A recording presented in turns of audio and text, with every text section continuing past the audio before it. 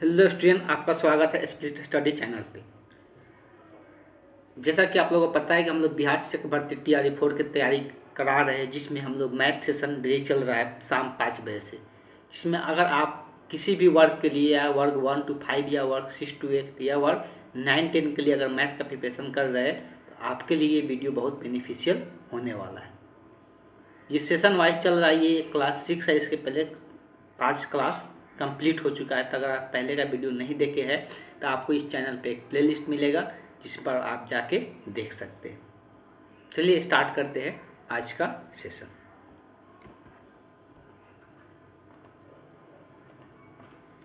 Question दिया हुआ है। सबसे पहले क्वेश्चन को पढ़ के समझना बहुत ज़रूरी है। क्वेश्चन अगर समझ में नहीं आएगा तो क्वेश्चन नहीं बनने वाला है। इसके लिए आपको ज़्यादा से ज़्यादा क्वेश्चन बनाना पड़ेगा, तभी जाकर क्वेश्चन का तुरंत पढ़ के समझ पाना बहुत लोगों के लिए मुश्किल हो जाता है। जब भी लैंग्वेज क्वेश्चन देता है तो उन लोगों को समझने में ही बहुत ज़्यादा टाइम चला जाता है।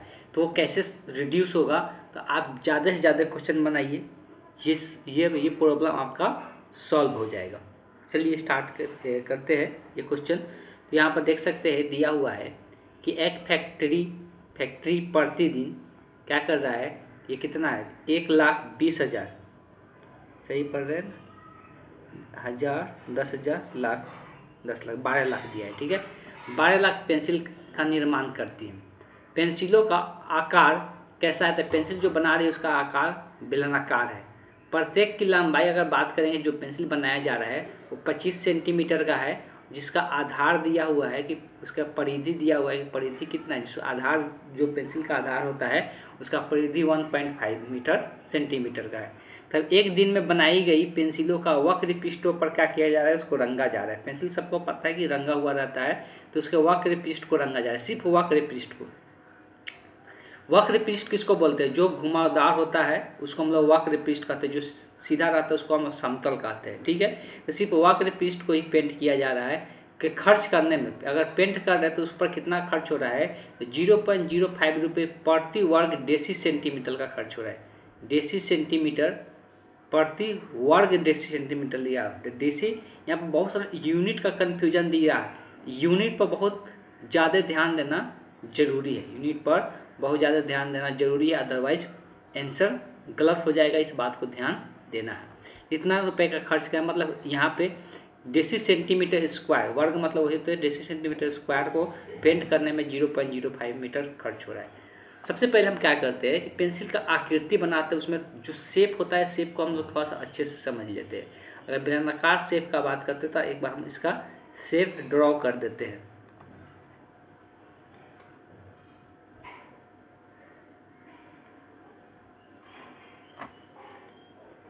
ये बेलनाकार शेप है।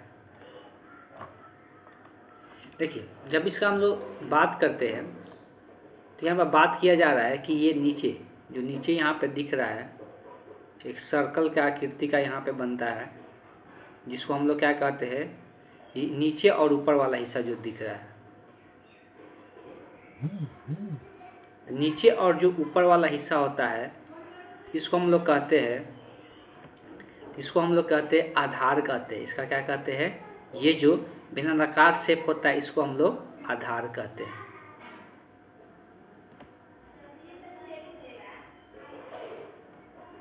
ये नीचे और जो ऊपर वाला हिस्सा होता है इसको हम लोग क्या कहते हैं, आधार कहते हैं। अब ये जो आधार होता है बेलन का, ये कैसा आकृति होता है, तो जो बेलन का आकार होता है बेसिकली उसका आकृति का बात करेंगे तो वृत्त का आकृति का होता है।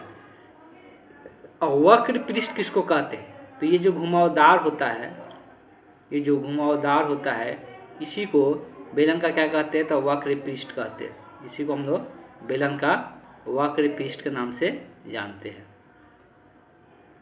इसी को हम लोग वक्र पृष्ठ कहते हैं। बात क्लियर है, सभी को समझ में आ रहा है। अब क्वेश्चन ये अभी हम आप एक्सप्लेन कर रहे हैं तो इतना टाइम लग रहा है। जब इस पर आपको समझ में आ जाएगा तो इसको इतना समझने की जरूरत नहीं, आकृति भी बनाने की जरूरत नहीं, डायरेक्ट क्वेश्चन बना सकते हैं। तो ये हो गया, ये वक्र पृष्ठ हो गया। बात क्लियर है। ऊपर और नीचे जो होता है वो आधार होता है। तो आधार का अगर हम लोग बात करते हैं तो आधार में इसका आधार कैसा है, वृत्ताकार है। वृत्ताकार का क्या दिया है, परिधि दिया हुआ है। लेकिन हमको पता है कि इसका क्षेत्रफल निकाले या इसका आयतन निकाले इसके आधार का हमको क्या चाहिए, त्रिज्या चाहिए। आधार का हमको त्रिज्या चाहिए, जो कि यहाँ से यहाँ तक की लंबाई जो होता है वही क्या होता है, त्रिज्या होता है। तो हमको ये त्रिज्या चाहिए, तो अभी से त्रिज्या चाहिए तो पहले हम लोग लिख लेते हैं जो आधार का परिधि है, पहले लिखते हैं आधार की परिधि। आधार की परिधि जो क्वेश्चन में है वो दिया हुआ है, और ये कितना दिया हुआ है, तो 25 सेंटीमीटर दिया है। यूनिट पर बहुत ध्यान देना है, तो गलती हो जाएगा, ठीक। तो 25 सेंटीमीटर नहीं दिया है, गलती लिख दिए, 1.5 सेंटीमीटर दिया हुआ है। आधार का जो परिधि है 1.5 सेंटीमीटर दिया हुआ है। और आधार कैसा है, वृत्ताकार है, और वृत्ताकार का परिधि सभी को पता है 2πr होता है, तो 2πr बराबर 1.5 हो गया। अब यहाँ से पाई का मान चाहे तो रख सकते हैं, अभी पाई का मान छोड़ भी सकते हैं, यहाँ पर रख देते हैं। अगर 2 इंटू पाई का मान कितना होता है, 22/7 इंटू हमको r निकालना है तो बराबर r 1.5। सबसे पहले यहाँ से दशमलव हटाने के लिए नीचे क्या करना पड़ेगा, 10 लिखना पड़ेगा। ये 3 बार में जाएगा, ये 2 बार में जाएगा। अगर कट रहता है काटो तो सबको उधर लेके चले जाते हैं। चलिए तो इधर लेके जाएंगे, तो जो नीचे में यहाँ पे है इधर आएगा, तो कहाँ पे आएगा, ऊपर में आएगा 7, और बाकी 2 इंटू 22 कहाँ पे, नीचे में आएगा। यहाँ से r का जो मान निकल के आएगा, तो यहाँ से 7 3 के 21 हो जाएगा, डिवाइडेड बाय 22 गुना के 14 के 88 हो जाएगा। तो यही त्रिज्या का मान निकल के आ गया। अब हम लोग क्या चाहिए, ऑब्वियस है कि हम किसको पेंट कर रहे हैं, तो वक्र पृष्ठ क्षेत्रफल को पेंट कर रहे हैं। पेंसिल का वक्र पृष्ठ क्षेत्रफल को पेंट कर रहे हैं, तो मेरे पास पहले एक पेंसिल का वक्र पृष्ठ क्षेत्रफल तो पता होना चाहिए। सबसे पहले वक्र पृष्ठ क्षेत्रफल निकाल लेते हैं पेंसिल का। पेंसिल का या के वक्र पृष्ठ का क्षेत्रफल। तो देखिए पेंसिल कैसा आकृति का है, बेलन का आकृति का है, और बेलन का ये जो वक्र पृष्ठ क्षेत्रफल होता है उसका फॉर्मूला कितना होता है, 2πr इंटू h होता है। अब इसमें से निकाल लेते हैं 2 इंटू पाई का मान 22/7।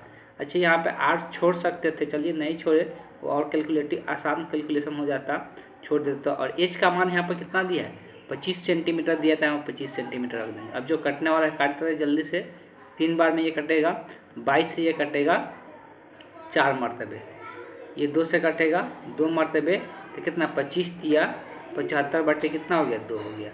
ये एक पेंसिल का वक्र पृष्ठ क्षेत्रफल निकला। लेकिन सारे पेंसिल को पेंट किया जा रहा है, तो कुल वक्र पृष्ठ क्षेत्रफल कितना हो जाएगा, लिख सकते हैं कुल वक्र पृष्ठ क्षेत्रफल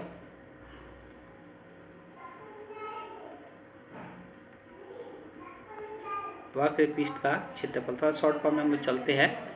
तो वक्र पृष्ठ का क्षेत्रफल, तो एक पेंसिल, टोटल पेंसिल कितना है, एक पेंसिल का इतना, ये किस यूनिट में आया है ये भी लिखना जरूरी है, ये सेंटीमीटर स्क्वायर में आया है, ठीक है। अब यहाँ पर बात कर लेते हैं, तो ये है 12 लाख है, कितना जीरो है, 4 जीरो है, गुने 75 बटे कितना हो जाएगा, 2 हो जाएगा। 2 से इसको काट देते हैं, तो ये 6 लाख हो जाएगा, 4 गो इस पर जीरो, 75 में 6 से गुना करते हैं, तो देखिए 75 गुना के 150 होता है, और 150 गुना के 300, और 300 और फिर 450 हो जाएगा। ये 400, 75 में 6 से गुना करते हैं तो 450 हो जाएगा। 75 में 6 से गुना करेंगे 450, उसके बाद उस पर 2 जीरो है, तो इतना वक्र पृष्ठ सेंटीमीटर आ जाएगा, कितने सेंटीमीटर में। अब देखिए दिया हुआ है कि एक डेसी सेंटीमीटर स्क्वायर का प्राइस दिया हुआ है, तो कुल प्राइस हमको क्या करना है, निकालना है। तो ये 1 डेसी सेंटीमीटर पर डेसी सेंटीमीटर वर्ग का, अब यहाँ पे इसको डेसी सेंटीमीटर अगर मैं चेंज करना है, ये सेंटीमीटर में दिया है, और सेंटीमीटर को डेसी सेंटीमीटर में चेंज करना है, तो याद रखें क्या करना होगा। पहले सबसे पहले ये समझें कि अगर हम बात करते हैं, हम लोग जानते हैं कि 1 मीटर बराबर 100 सेंटीमीटर होता है, और 10 डेसी सेंटीमीटर होता है। तो अगर ये दोनों में रिलेशन देखना है, ये दोनों में रिलेशन देखना है, तो इसको इससे काट देते हैं। हम लोग बोल सकते हैं 1 डेसी सेंटीमीटर बराबर कितना होता है, 10 सेंटीमीटर के बराबर होता है। 1 डेसी सेंटीमीटर बराबर 10 सेंटीमीटर के बराबर होता है। डेसी सेंटीमीटर को अगर हम लोग किस में, अगर हम लोग डेसी सेंटीमीटर में चेंज करना है सेंटीमीटर को, तो 10 से भाग करना पड़ता है। ध्यान सुनिएगा इसको अगर डेसी सेंटीमीटर में चेंज करना है तो 10 से भाग करना पड़ेगा। तो 10 से भाग करेंगे, यहाँ पे एक बार दिखा देते हैं, तो ये यहाँ पर सेंटीमीटर का स्क्वायर है, तो कितना कितना 10 से भाग करना पड़ेगा, 2 बार 10 से भाग करना पड़ेगा, और तब जाके ये किस में चेंज होगा, डेसी सेंटीमीटर स्क्वायर में चेंज होगा। ठीक है, एक बार भाग करेंगे तो 1 सेंटीमीटर वाला चेंज होता, 2 सेंटीमीटर है तो 2 बार भाग करना पड़ेगा 10 से, तब डेसी सेंटीमीटर 2 बार में चेंज होगा। अब ये 2 जीरो से 2 जीरो क्या हो जाएगा, कट जाएगा, ये डेसी सेंटीमीटर स्क्वायर में चेंज हो गया, और ये कितना निकल के आया, तो 4 5 कितना जीरो बचा, 3 जीरो बचा, इतना डेसी सेंटीमीटर स्क्वायर हो गया। अब देखो 1 डेसी सेंटीमीटर स्क्वायर का प्राइस कितना है, 0.5 है, तो इतना का निकालना है, तो कुल कॉस्ट क्या हो जाएगा, तो कॉस्ट अगर निकालते हैं तो 0.05 से क्या हो जाएगा, गुना हो जाएगा इतना में, तो कुल कॉस्ट निकल के आ जाएगा। इस पर कितना जीरो है, 3 जीरो, तो इसमें इससे गुना हो जाएगा। अब अगर गुना करते हैं 0.05 से, सिंपल हम लोग क्या करेंगे, 5 से गुना करेंगे, 5 5 25, इतना बचेगा 2, 4 5 20 और 2 22। इस पर कितना जीरो है, 3 जीरो, तो 3 जीरो दे दिए। अब यहाँ पर दशमलव के बाद कितना अंक है, 2 अंक है, इसीलिए इसमें 2 दशमलव के बाद 2 अंक पर यहाँ पर क्या लग जाएगा, दशमलव यहाँ पर लग जाएगा। अगर यहाँ पे हम दशमलव लगा देते हैं तो यहाँ से ये कितना बच गया, 2250 रुपीज़ निकल के आ गया, 2250, जो कि ऑप्शन में दिया हुआ है। तो option see the correct option.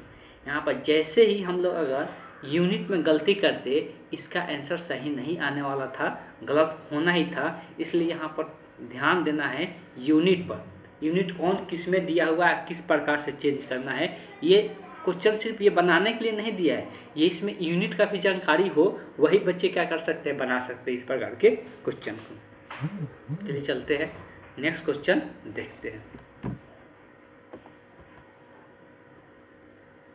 अगला जो क्वेश्चन दिया हुआ है वो दिया है रैखिक समीकरण निकाय। 2 रैखिक समीकरण दिया हुआ है, पर विचार कीजिए, इन रेखाओं को, जो 2 रेखा दिया हो उसको ड्रॉ करना है, और वाई अक्ष से बनने वाला त्रिभुज का क्या करना है, शीर्ष का निर्देशांक निकालना है। 3 त्रिभुज बनेगा, 3 को शीर्ष बनेगा, और 3 शीर्ष बनेगा, तीनों का क्या करना है, निर्देशांक ज्ञात करना है। चलिए सबसे पहले हम रेखा का समीकरण ड्रॉ करेंगे। इस बात को ध्यान देंगे कि जब भी रेखा का समीकरण ड्रॉ करेंगे उसके लिए बहुत आसान तरीका अपनाएंगे, नहीं तो उतना टाइम टेकन नहीं, उतना टाइम हम लोग बर्बाद नहीं करेंगे हम लोग क्या करने में, तो उसको समीकरण का ग्राफ ड्रॉ करने में। ग्राफ जितना फास्ट ड्रॉ कर सकते उतना अच्छा है।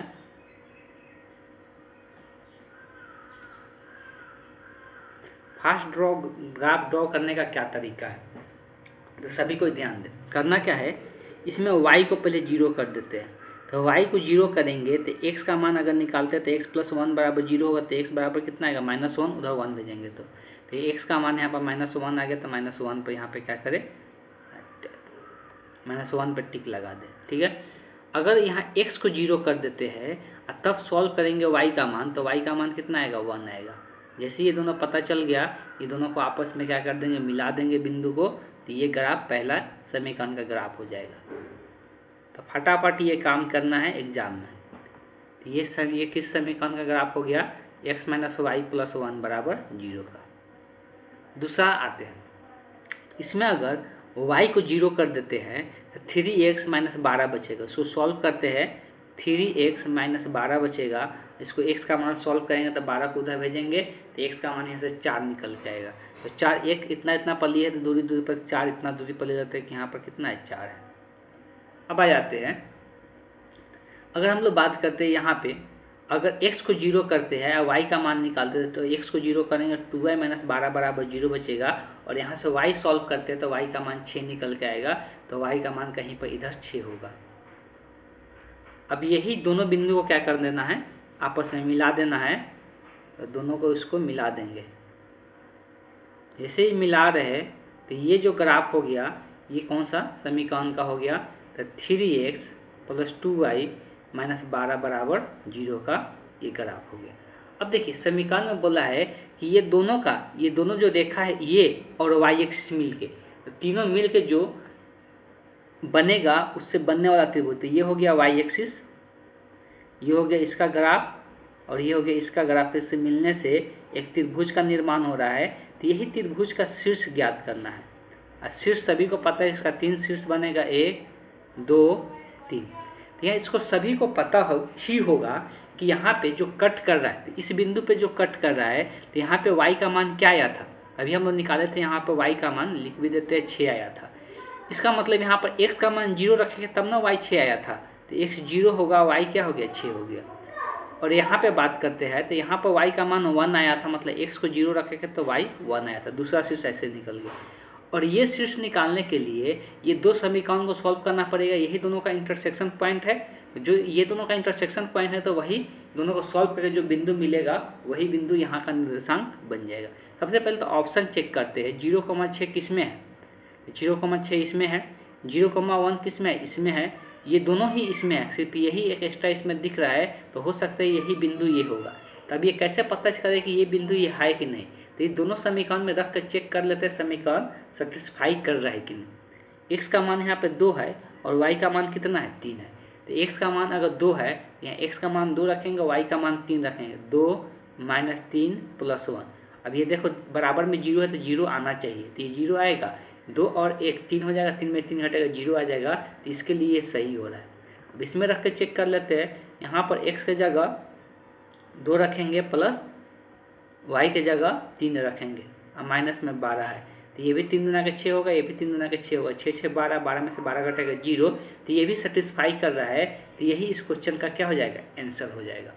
बहुत साधारण सा क्वेश्चन था, बस आपको बस थोड़ा सा दिमाग लगाना था, बस यहाँ पे ग्राफ कितना जितना फास्ट ड्रॉ कर सकते हैं उतना आपके लिए बेटर है।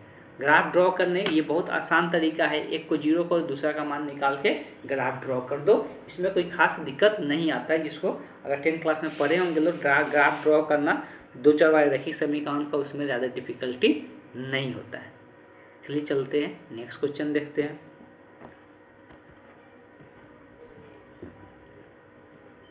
अब बात किया जा रहा है कि 22 सेंटीमीटर किनारे वाले एक घनाकार आइसक्रीम बार है। देखो आइसक्रीम बार मतलब जिसमें आइसक्रीम रखा हुआ है। अक्सर हम लोग देखते हैं कि जब आइसक्रीम बेचने वाला आता है, आइसक्रीम बेचने वाला के पास या तो बेलनाकार आकृति का रहता है उसके पास, या घनाकार आकृति का उसके पास बॉक्स रहता है जिसमें आइसक्रीम वो रखता है। यही दो में से हम लोग एक देखने को मिलता है, 2 प्रकार का आकृति देखने को मिलता है जो आइसक्रीम बेचने आता है। और वही उसको क्या करता है, किस में भर के देता है, तो उसको एक कोन में भर के देता है, जिसके बारे में हम लोग पहले से जानते भी है कि उसको क्या किस में भर के देता है, कोन में, इसमें से आइसक्रीम निकाल के किस में भर के देता है।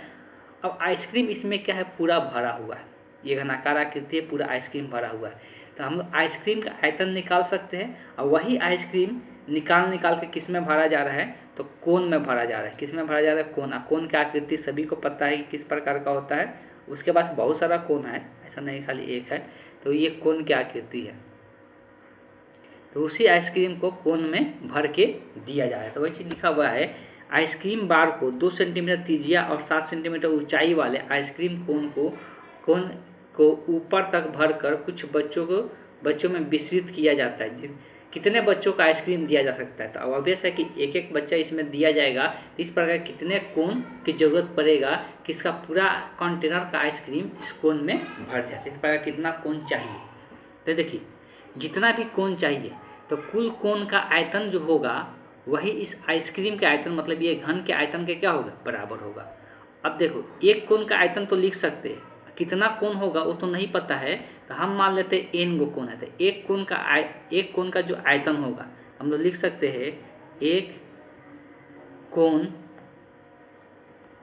का आयतन, एक कोन का आयतन, तो हमको पूरा कोन का आयतन चाहिए ना, तब ना उसके आइसक्रीम के कोन कितने। एक कोन का अगर आयतन पता है तो उसमें अगर मान लेते हैं कि कितने आइसक्रीम की संख्या है, n कोन की संख्या है, कोनों की संख्या कितना है, n गो है, तो n से गुना कर देंगे तो पूरे आइसक्रीम का आयतन निकल जाएगा, जो कि ये घन के आयतन के क्या होगी, बराबर होगी। तो घन का आयतन का क्या हो जाएगा, बराबर हो जाएगा। तो n गुने एक कोन का आयतन का फॉर्मूला क्या होता है, तो एक कोन का आयतन का फॉर्मूला तो 1/3 पाई r स्क्वायर इंटू h होता है, बराबर घन का आयतन सभी को पता होता है कि AQ के बराबर होता है।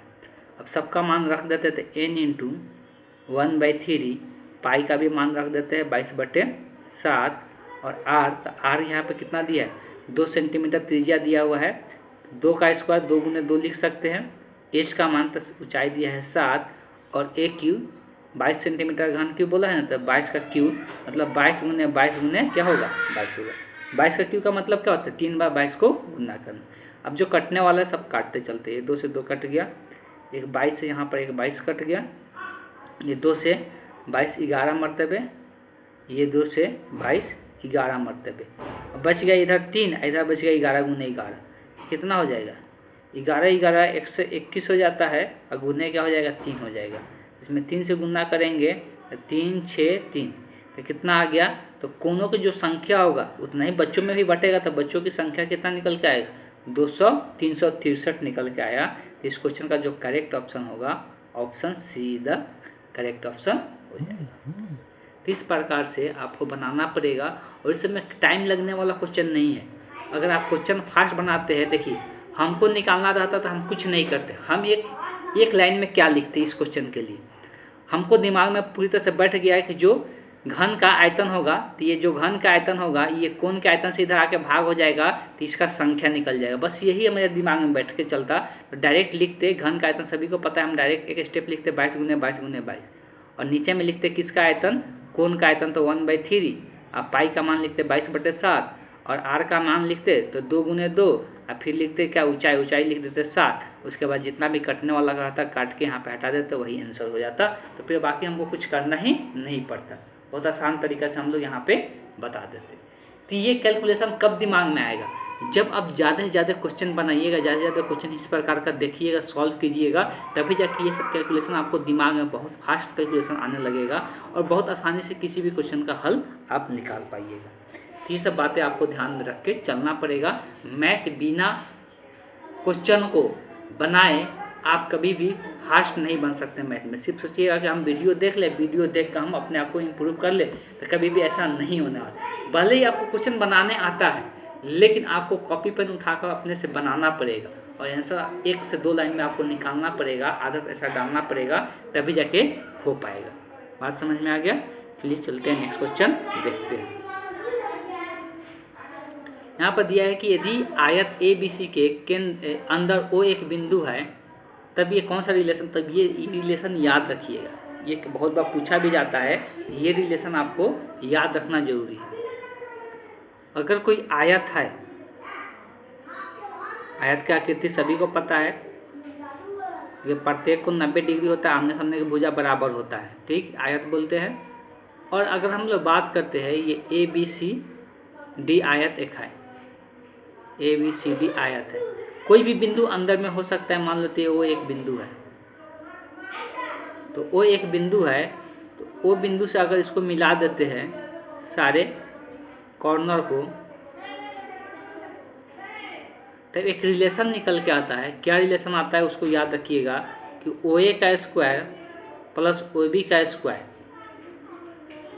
OA का स्क्वायर प्लस OB का स्क्वायर, सॉरी यहाँ गलत लिख दिए, यहाँ पर OA का स्क्वायर प्लस क्या होगा ये वाला इसका स्क्वायर और इसका स्क्वायर, अपोजिट वाला का स्क्वायर होता है। OA का स्क्वायर प्लस OC का स्क्वायर बराबर होगा OB के स्क्वायर प्लस OD के स्क्वायर के बराबर होगा। ऑप्शन मैच कर लेते, कौन सा ऑप्शन मैच कर रहा है, तो option A the correct option हो जाएगा।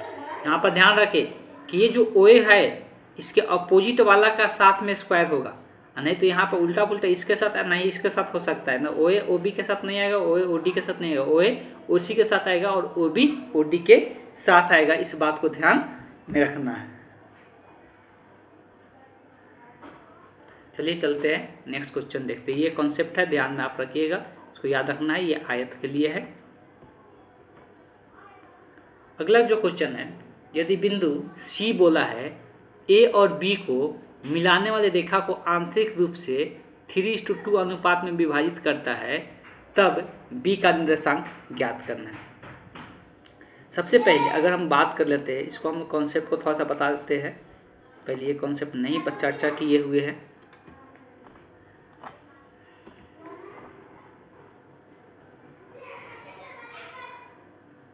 इसको हम बोलते हैं सेक्शन फार्मूला।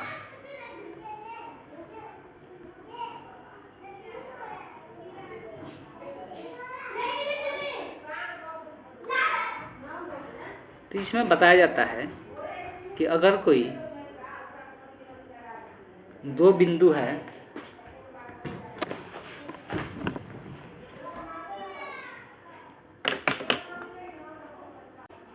कि रेखा पे दो बिंदु है,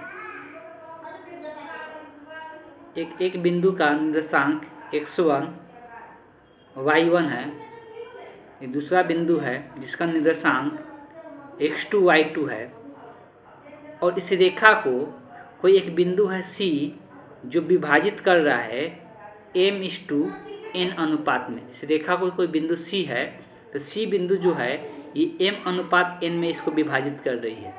तो इस C बिंदु का निर्देशांक क्या होगा, इसके लिए फार्मूला दिया जाता है, जिसमें x का मान निकालने के लिए जो बताया जाता है उसका फार्मूला होता है m(x2)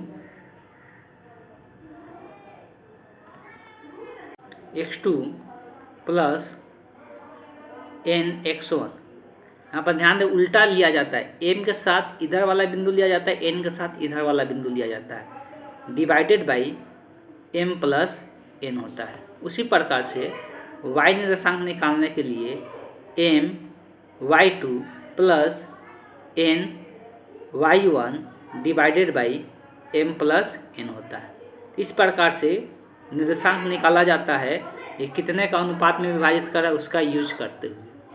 ये फार्मूला ध्यान में रखना है, ये विभाजन सूत्र, इसको हम लोग कहते हैं सेक्शन फार्मूला के नाम से जानते हैं। हिंदी में इसको क्या कहते हैं, तो विभाजन सूत्र कहते हैं। अब आ जाते हैं क्वेश्चन पे। तो क्वेश्चन में देखिए, सी जो बिंदु है वो विभाजन वाला पॉइंट है। बोला है जो बिंदु सी है वो ए और बी को विभाजित कर रही है। मतलब क्या है इसका, कि यहाँ पे ए और यहाँ पे बी है, यहाँ पे ए और यहाँ पे बी है, और ये जो ए है, ए का निर्देशांक यहाँ पर दिया हुआ है -2,7, और बी का नहीं दिया है, बी का निकालना है। बी का निर्देशांक क्या करना है, निकालना है, तो इसको हम x2 y2 मान लेते हैं। अब कोई सी बिंदु है जिसका निर्देशांक दे दिया है, मतलब 1,1 दे दिया है, जो इसको 3:2 में विभाजित कर रहा है। मतलब m का मान 3 हो गया, n का मान कितना हो गया, 2 हो गया। तो यहाँ से m और n का अनुपात पता है कि m अनुपात कितना, m/n दिया हुआ है 3:2। अब यहाँ पर ये x और y का मान दिया हुआ है। x का फॉर्मूला क्या होता है, तो x बराबर m(x2) plus n(x1) divided by m plus n होता है। इसमें x का मान यहाँ पे दिया हुआ है, कितना है, 1 है। यहाँ पे 1 रख देंगे। m, तो m का मान यहाँ पर 3 है, तो 3 गुने x2 हमको निकालना है, x2 इसमें नहीं दिया है, तो यही कन्फ्यूज होकर उल्टा काम नहीं कर देना है। यहाँ पे x2 निकालना है, n का मान कितना है, 2 है, और x1 यहाँ पे दिया है कितना है, -2 है, divided by m plus n, तो क्या हो जाएगा, 3 + 2 हो जाएगा।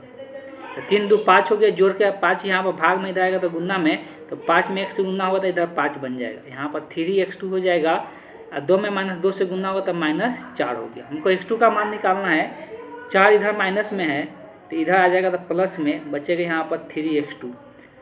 तो यहाँ पर 5 और 4 9 हो जाएगा, और 3 इधर गुना में इधर आ जाएगा तो भाग में, तो x2 का मान यहाँ से निकल के आ जाएगा, 3 बार में कट जाएगा, तो x2 बराबर कितना आ गया, 3 आ गया।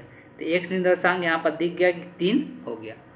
अब y निकालना है, तो y के लिए फार्मूला सेम लगेगा, m(y2) plus n(y1) divided by m plus n।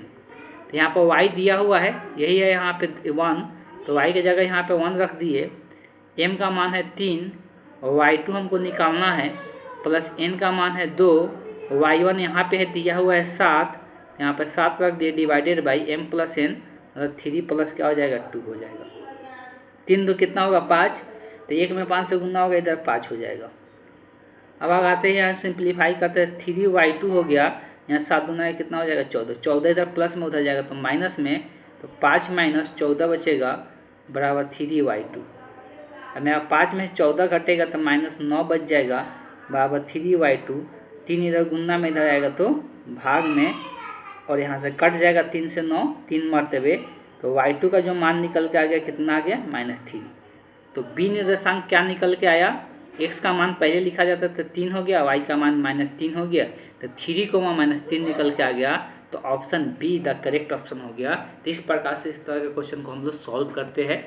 यहाँ पे कॉन्सेप्ट एक और चीज़ ध्यान में रखना था कि ये जो सी दिया हुआ था, ये दोनों का विभाजन बिंदु एक दिया हुआ था, जो 3:2 अनुपात में क्या कर रहा था, आंतरिक मतलब अंदर, इस दोनों के अंदर विभाजित करते हैं तो उसको आंतरिक कहते हैं। बाह्य विभाजन भी होता है जो बाहर से विभाजित किया जाता है। चलिए चलते हैं नेक्स्ट क्वेश्चन देखते हैं। अब बात किया जा रहा है कि एक टीवी सेट बनाने वाली तीसरे वर्ष का दिया हुआ है, तीसरे वर्ष में कितना बना रहा है 600 और 7वें वर्ष में कितना बन रहा है 700, यह मानते हुए कि निर्माण एक समान रूप से प्रत्येक वर्ष एक निश्चित संख्या में क्या हो रही है, बढ़ रही है। तो एक निश्चित संख्या में बढ़ रही है, तो 10वें वर्ष में निर्मित टीवी के सेटों की, देखिए इसके पहले भी क्वेश्चन आया था जिसमें हम चर्चा किए थे कि जब एक निश्चित संख्या में कोई सीक्वेंस से बढ़ता है तो किस में रहता है, एपी में रहता है। वो सीक्वेंस किस में रहता है, एपी में रहता है, जिसको अर्थमेटिक प्रोग्रेशन कहते हैं, समांतर श्रेणी के नाम से जानते हैं। ये एक निश्चित संख्या में बढ़ रहा है, मतलब ये फिक्स है। अब देखो इसमें दिया क्या क्या है, ये तीसरे वर्ष का दिया हुआ है, कितना टीवी बन रहा है 600, मतलब A3 का मान दिया है तीसरे वर्ष में, तो A3 का मान दिया है कितना है 600 है। और क्या दिया हुआ है 7वें वर्ष का दिया है, मतलब A7 का मान दिया हुआ है कितना है 700 है। हमको निकालना कौन सा वर्ष का, 10वें वर्ष का निकालना है, मतलब A10 का मान ज्ञात करना है क्या होगा।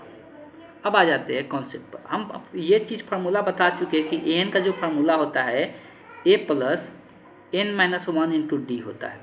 कहने का मतलब ये है कि जो पद दिया रहता है वहाँ पर इससे एक कम होना चाहिए। डी जो होता है सार्वधातुक, समान मात्रा में जो बढ़ता है उसी को हम लोग सार्वधातुक अंतर कहते हैं, कॉमन डिफरेंस कहते हैं। ए को पहला पद कहते हैं। तो ये दोनों चीज़ चाहिए, तभी जाकर हम लोग A10 का मान निकाल पाएंगे। तो देखिए A3 जो 600 दिया हुआ है, इससे समीकरण बनाया जाता है। A3 को लिख सकते हैं a+, यहाँ पर n की जगह कितना है 3 है, तो 3 माइनस मतलब 1 घटा के यहाँ पर d क्या के लिखा जाता है, तो क्या हो जाएगा 2d हो जाएगा, बराबर 600 हो गया। तो ये समीकरण 1 बन गया। उसी प्रकार से A7 दिया हुआ है कितना है 700 है, तो A7 700 दिया हुआ है, तो इसको लिखेंगे a+, यहाँ पर जितना होता है एक कम लिखा जाता है 6d हो जाएगा, बराबर 700 हो जाएगा। तो ये समीकरण कितना हो गया 2 हो गया। इसी दोनों समीकरण को सॉल्व करके a और d निकालना है। सिंपल दिख रहा है कि अगर दूसरा में से एक पहला को घटा देते हैं तो a कट जाएगा, यहाँ से d का मान निकल जाएगा। लिख सकते हैं समीकरण 2 - 1। तो यहाँ से 6d में से 2d घटेगा, कितना बचेगा 4 को d बचेगा, और 700 में से 600 घट जाएगा तो 100 बच जाएगा। अब यहाँ से d 4 गुना में है, इधर जाएगा तो भाग में, तो 4 से 25 कटेगा, 4 से 100 कटेगा 25 मरतबे, तो d का मान कितना निकल के आ गया 25। a का मान निकालना है तो d का मान इस समीकरण में रख देते हैं, तो a + 2 × d की जगह 25 बराबर यहाँ पे क्या है 600 है। अब इसको सॉल्व कर लेते हैं। 25 दूना कितना हो जाएगा 50 बराबर 600। अब यहाँ पे a बराबर, a का मान निकालना है, 50 इधर प्लस में तो उधर जाएगा तो माइनस में, a बराबर कितना हो जाएगा 550 है। a और d निकल गया, तब आसानी से हम लोग क्या कर सकते हैं A10 का मान निकाल सकते हैं। A10 का क्या लिखेंगे, तो a+, यहाँ पर 10 है तो यहाँ पर क्या लिखाएगा 9d लिखाएगा। a का मान पता है 550 + 9 × d का मान कितना है 25, तो 550 9 में 25 से गुना होगा तो ये कितना होगा 225। अब इसमें जोड़ देंगे तो 5 5 2 7 5 2 7 700 कितना हो गया, तो 775 निकल के आ गया। मतलब 10वें वर्ष अगर टीवी सेटों का निर्माण का बात करेंगे तो कितना निर्माण करेगा 750 सेटों का निर्माण करेगा। 10वें वर्ष, तीसरे वर्ष या 7वें वर्ष का बात किया जाता है, मतलब सिर्फ उसी वर्ष में बताया जाता है कितना टीवी का निर्माण हो रहा है। ऐसा नहीं बोला कि 3 सालों में इतना निर्माण हुआ या 4 सालों में। अभी भी 3 सालों में बोलेगा या 4 सालों में बोलेगा, मतलब उतना सालों का, मतलब पहला दूसरा तीसरा को जोड़ कर बताया जा रहा है। लेकिन सिर्फ तीसरे वर्ष बोला है, मतलब सिर्फ तीसरा वर्ष का बताया जा रहा है, तो nवां पद का फार्मूला यूज होता है। लेकिन अगर 3 सालों का बोलेगा तो वहाँ पर योगफल का फार्मूला यूज होगा, इसलिए कि वहाँ पर 3 सालों मतलब तीनों साल के जोड़ कर बताया जा रहा है। तो यही थोड़ा सा अंतर होता है लैंग्वेज में, लैंग्वेज को पकड़ना बहुत ज़रूरी हो जाता है। चलिए चलते हैं नेक्स्ट क्वेश्चन देखते हैं। आगे दिया है कि राजवीर प्रथम माह में 32 रुपये, द्वितीय माह में 36 रुपये और तृतीय माह में 40 रुपये की बचत करती है। तो यदि इसी प्रकार से लगातार बचत करे तो कितने समय में वो 2000 रुपये बचा लेगा बताना है। थोड़ा सा अगर ध्यान देंगे तो ये भी एपी में है। पहला साल 32, दूसरा 36, तीसरा 40, ऐसे ही बढ़ते जाए। देख रहा है 4 का वृद्धि हो रहा है, मतलब इसके बाद वाला साल में कितना होगा, 44 होगा। ये इस प्रकार से बढ़ते जाएगा। तो ये बढ़ते हुए जाएगा और ये इसका पैसा 2000 हो जाएगा कितने सालों में। तो 2000 कब होगा, ये सब जुड़ेगा ना तब ना, मतलब ये सबको योगफल के रूप में निकालना है। तो कितने सालों में ये 2000 हो जाएगा, मतलब कितने समय में ये 2000 हो जाएगा। यहाँ पर n का मान बताना है, वही होता है नंबर ऑफ पद। मतलब ये पहला पद दूसरा पद, मतलब पहला साल दूसरा साल। जो नंबर ऑफ पद है वो किसको दर्शा रहा है, समय को दर्शा रहे, माह को दर्शा रहे। पहला माह, दूसरा माह, तीसरा माह, चौथा माह।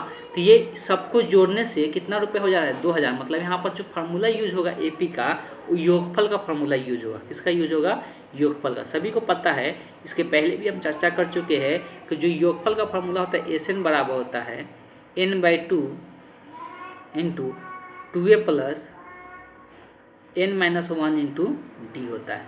सभी को पता है यहाँ पर योगफल दिया हुआ है, इसलिए इतना बचत कर ले रहा है कितना समय में। मतलब ये नहीं बोले कि लास्ट वाला साल में कितने समय में इतना बचत कर रहा है, मतलब सबका योगफल करेंगे तब ना। तो ये यहाँ योगफल दिया हुआ है, तो ये 2000 हो गया।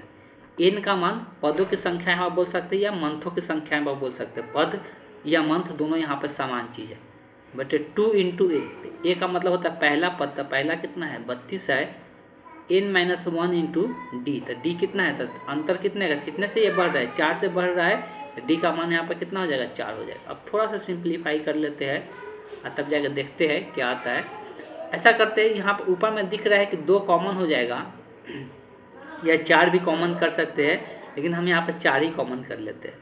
अब 4 कॉमन करेंगे तो इसमें से 2, इसमें से 1 2 निकल जाएगा, यहाँ पर 16 बचेगा। प्लस n-1 यहाँ पर बचेगा, 4 कॉमन कर चुके हैं तो ये 2 से 2 कट जाएगा। ये पूरा का साथ गुना में, तो इधर से ये इसको काट सकते हैं, तो 1000 यहाँ पर बच जाएगा। तो 1000 बराबर n इंटू यहाँ पर क्या बचेगा n, 16 में से ये 1 घट जाएगा, कितना बचेगा 15, तो n + 15 हो जाएगा। अब इसको सॉल्व नहीं करेंगे, सॉल्व करेंगे तो ये द्विघात समीकरण बनेगा, सॉल्व करते रह जाएंगे, बहुत समय लग जाएगा। इसका तरीका क्या है, आसान तरीका कि ऑप्शन रख के चेक कर लेते हैं कौन सा सही होगा। देखिए अगर पहला ऑप्शन पे चलते हैं तो अगर यहाँ पे n की जगह 20 रखते हैं, यहाँ पर 20 हो जाएगा, और गुने में यहाँ पे n की जगह 20 रखेंगे तो 20 + 15 कितना 35 हो जाएगा। इसको गुना करने पे 1000 आ जाएगा, 35 दूना का 70, 1000 नहीं आ रहा है, ये 35 दूना का 70, 700 ही आ रहा है। तो ये ऑप्शन तो गलत हो गया। दूसरा ऑप्शन चेक करते हैं। दूसरा ऑप्शन चेक करेंगे 30, n की जगह 30 रखेंगे और 30 + 15 कितना हो जाएगा 45। यहाँ 45 दूना 45 दिया कितना, कभी भी 1000 आएगा क्या, ये भी 1000 नहीं आएगा, तो ये भी गलत हो गया। चलिए तो ऑप्शन सी चेक करते हैं। ऑप्शन सी को चेक करेंगे तो यहाँ पे क्या हो जाएगा, n की जगह 35 रखना है तो 35, अब 35 में 15 जुड़ेगा तो 50 हो जाएगा। अब इसको और गुना करते तो 5 × 5 = 25, 5 × 15, तो ये भी नहीं हो रहा है, तो अधिक ही हो जा रहा है। 30 पर भी नहीं आया, 30 पर एक बार चेक कर लेते, 30 और 30 + 15 45, 15 5 15, ये भी 1000 नहीं आ रहा है किसी प्रकार से। तो इस तरह से कोई भी ऑप्शन इसमें से नहीं आ रहा है। इसका मतलब ये है कि इस क्वेश्चन का जो करेक्ट ऑप्शन होगा इनमें से कोई नहीं हो जाएगा। इस क्वेश्चन का जो करेक्ट ऑप्शन होगा क्या हो जाएगा, इनमें से कोई। जब भी इक्वेशन बना लेते हैं तो इसको सॉल्व करने के चक्कर में नहीं लगेंगे, और सॉल्व करने लगेंगे तो फिर उसमें टाइम टेकन हो जाएगा, बहुत ज़्यादा समय लग जाएगा। इसलिए कि यहाँ पर द्विघात क्वाड्रेटिक इक्वेशन बनेगा, क्वाड्रेटिक इक्वेशन को सॉल्व करने में समय लगता है। जी चलते हैं नेक्स्ट क्वेश्चन देखते हैं। आगे दिया हुआ है कि एक परीक्षा में एक छात्र है जो 30 अंक प्राप्त किए, 30 अंक प्राप्त करने के बाद भी 45 नंबर से क्या हो गया, फेल कर गया। अनुत्तीर्ण मतलब क्या हो जाना, फेल हो जाना।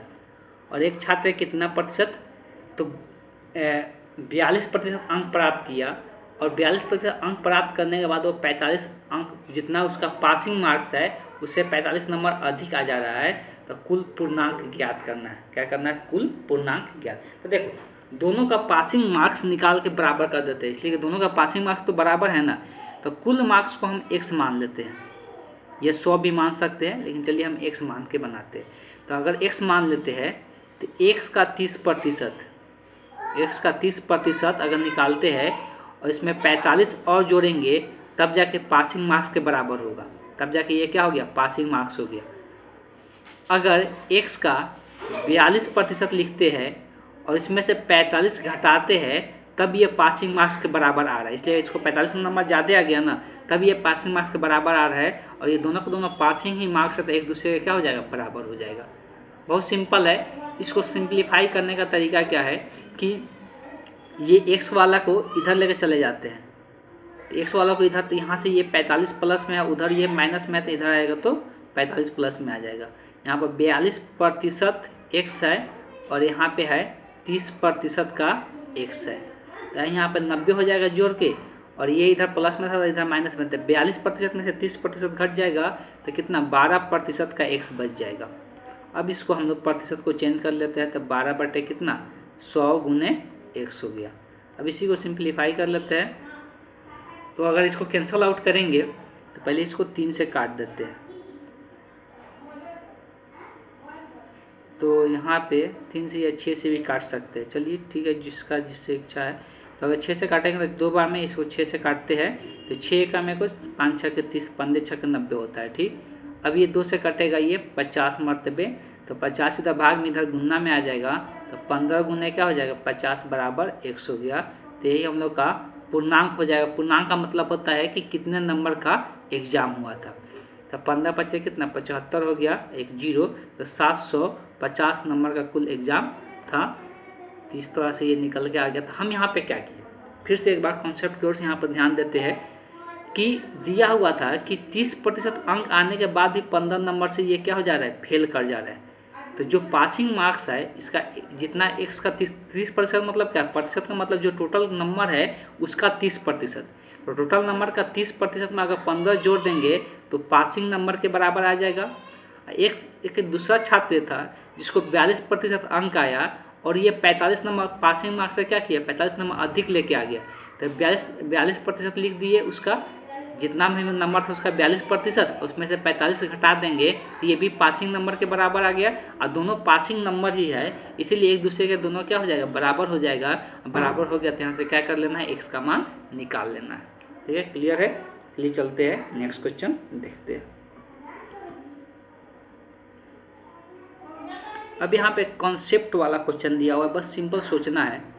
20 संख्याओं का माध्य शून्य है, तो उनमें से अधिक कितने शून्य से अधिक हो सकते हैं। देखिए माध्य का बात करते हैं, माध्य जब शून्य आ रहा है तो इसका रीजन यही है कि अगर 20 गो संख्या है तो 20 गो संख्या कुछ भी ले ले, 4 7 8 9 8 7 जितना मन करे उतना ले ले, लेकिन अगर 20 के 20 प्लस में रहेगा तो कभी भी उसका माध्य शून्य होगा। क्या माध्य मतलब क्या होता है, सभी का योग और उसके संख्या से क्या करते हैं, डिवाइड कर देते हैं। कहने का मतलब मेरे पास अगर a1 a2 a3 और a4 dot dot dot an वो संख्या है तो इसका माध्य निकालना है, तो सभी का क्या करते हैं, सभी का योग करते हैं, सभी का योग करते हैं और जितना संख्या होता है उससे क्या कर देते हैं, भाग कर देते हैं।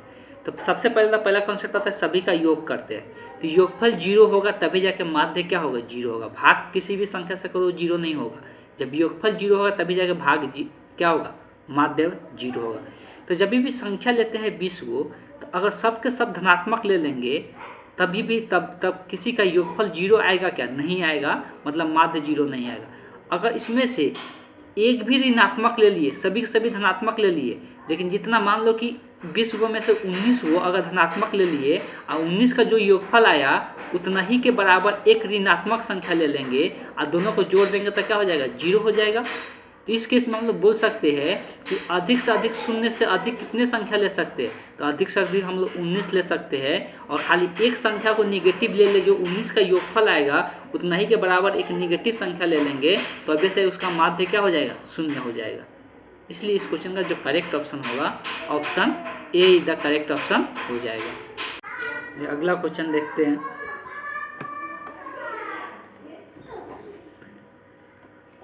अगला क्वेश्चन दिया हुआ है कि सुहित ने विकास से क्या किया, साधारण ब्याज पर 14% के वार्षिक दर से 3 वर्षों के लिए इतना रुपए का उधार ले लिया। जितना पैसा लिया जाता है उसको मूल्यधन कहते, इतना रुपए उधार लिया। फिर क्या किया, सुहित ने दिमाग लगाया कि जो उधार पैसा लिया मूल्यधन पर, में कुछ और उसमें राशि क्या किया, थोड़ा बहुत राशि को ऐड कर दिया, धन राशि कुछ उसमें जोड़ दिया, और जोड़ के वो क्या कर दिया, मोहित को उतना ही अवधि के लिए, मतलब 3 साल के लिए 16% की वार्षिक दर से साधारण ब्याज पर ही क्या कर दिया, उधार दे दिया। मतलब किसी से पैसा लिया, उसमें थोड़ा सा पैसा ऐड किया और फिर वो दूसरे को उधार दे दिया। तो इन लेन देन में सुहित को जो फायदा हुआ, कितने का फायदा हो गया, 618 रुपये का लाभ हो गया। तो सुहित द्वारा मोहित का उधार दी गई राशि कितना था ये बताना है। तो सुहित ने मोहित को कितना पैसा दिया, अब 6000 तो लिया था, इसमें कुछ पैसा ऐड करके दे दिया। तो देख, सबसे पहले तो पता कर लेते हैं ये बातें कि इसमें इसको 3 सालों में इसको कितना पैसा बन रहा है, इसका 3 सालों में कितना पैसा बन रहा है। तो देखिए 1 साल का वार्षिक दर दिया हुआ है 14% है, 3 साल का इसमें साधारण ब्याज में समान मात्रा में इंक्रीज करता है, समान मात्रा में इंक्रीज करता है।